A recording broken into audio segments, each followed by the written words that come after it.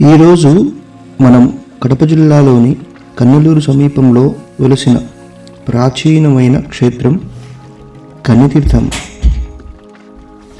శ్రీ బాల త్రిపుర సుందరీదేవి సమేత సుందరేశ్వర స్వామి వారి దర్శనం చేసుకోబోతున్నాము.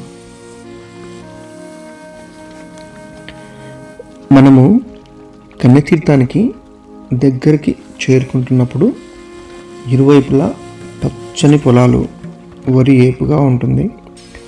ఎడమవైపున పెన్నా నది కాలువ ఒకటి ఉంటుంది. అందులో తామర పుష్పాలు కోకొల్లలుగా ఉంటాయి. చాలా అందంగా ఉంటుంది. బస్సు మనకు గుడి వరకు తీసుకెళ్తుంది. కాకపోతే మీకు ఈ ముఖద్వారం చూపిద్దామని నేను ఇక్కడి నుంచి మీకు చూపిస్తున్నాను. ఈ తెల్ల రంగులో ఉన్న ముఖద్వారము కొత్తగా కట్టింది. ఇంకా రంగులు వేస్తున్నారు. కానీ ఎనుకలు ఉన్నది ఆ ఇనుప ముఖద్వారము ముందు నుంచి ఉన్నది. ఇంకా ఇందులో మనకు శివుడు, పార్వతి, వినాయక స్వామి, సుబ్రహ్మణ్య స్వామి వారి వాహనాలు, నంది, సింహము ఉన్నాయి.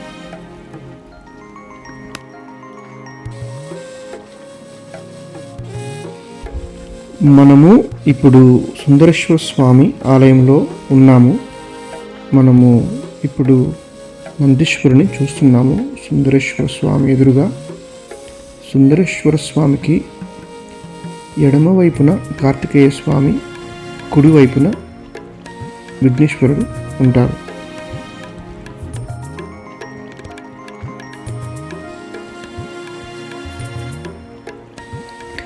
మనము ఇప్పుడు శ్రీ బాల త్రిపుర సుందరీదేవి ఆలయంలో ఉన్నాము.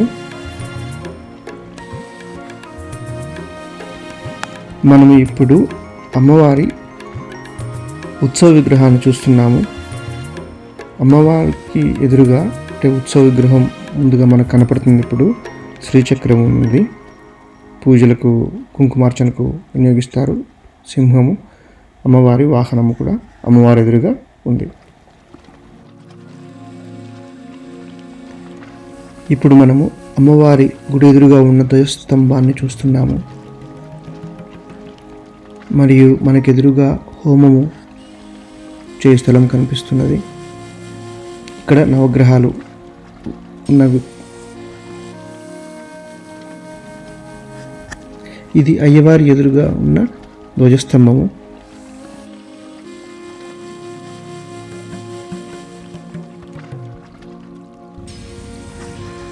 ఇక్కడ మనకు గుడి దగ్గర 3 పూటల అన్నప్రసాదము పెడతారు ఉచితంగా.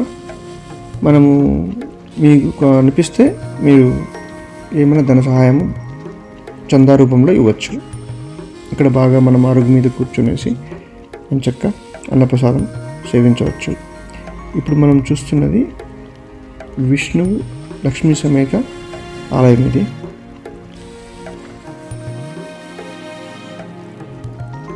ఇప్పుడు మనం చూస్తున్నది శివాలయం యొక్క గోపురము. దానికి కుడివైపున చూస్తున్నది విఘ్నేశ్వర స్వామి యొక్క ఆలయం యొక్క గోపురము.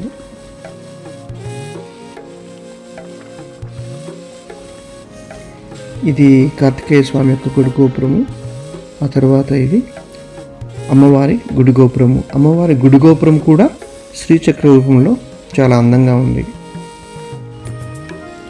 శ్రీచక్ర రూపంలో గుడి గోపురము నేను మొట్టమొదటిసారి ఇక్కడే చూస్తున్నాను.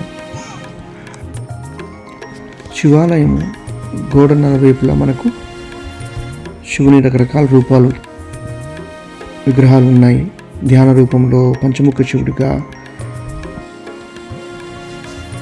అలాగే అమ్మవారి ఆలయం చుట్టూ మనకు అమ్మవారి ప్రతిరూపాలైన మహాకాళి, దుర్గా ఇలా చాలా రూపాల్లో అమ్మవారు దర్శనమిస్తారు.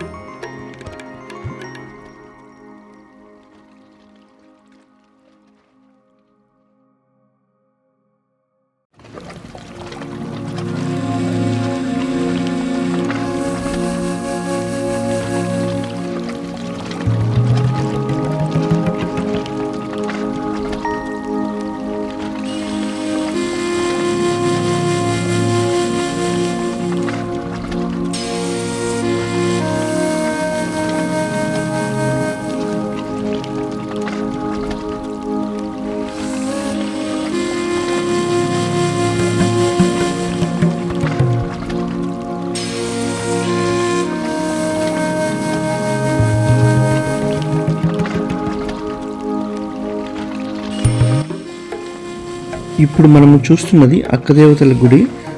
ఆ గుడికి ఎదురుగా ఉన్న కొలంలో పూర్వకాలంలో దేవతలు అక్కడ తీర్థ స్నానాలు ఆచరించే వాళ్ళని చెప్తారు. ఇక్కడ ఉన్న స్థలం అంతా ఈ గుడిదే. ఇక్కడ ఎవరైనా మహాశివరాత్రి పౌర్ణమి రోజు ఇలా వచ్చినప్పుడు ఇక్కడ అకామిడేషన్ కూడా మనం తీసుకోవచ్చు.